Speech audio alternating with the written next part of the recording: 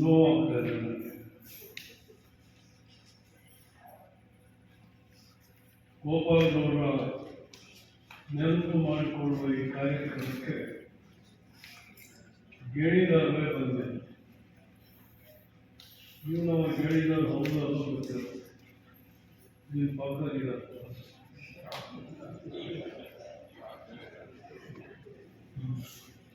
ಈಗೆಲ್ಲ ಜಮೀನ್ದಾರರೇ ಬಂದಿದೆ. ಆ ಗೇಣಿದಾರರ ಜಮೀನ್ದಾರರೇ ಅವರು ಈಗ ಇಲ್ಲಿ ಬಂದೇ ಇಲ್ಲ.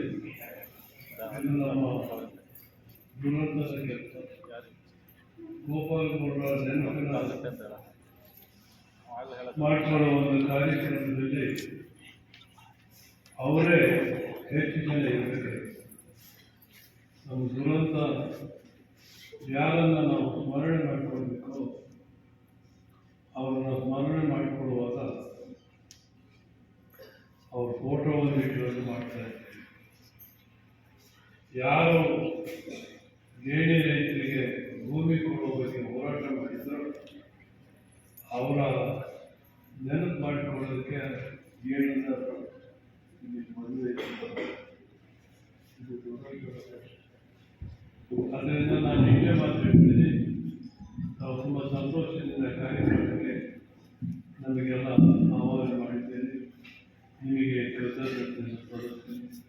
ನಾನು ಬೇಗ ಹೋಗಬೇಕಾಗಿದೆ. ನಿಮಗೆ ಕೃತಜ್ಞತೆಯನ್ನು ಸಲ್ಲಿಸಿ ನಾನು ಹೋಗೋಕ್ಕೆ ಅವಕಾಶ ಮಾಡಿಕೊಡ್ತೀನಿ.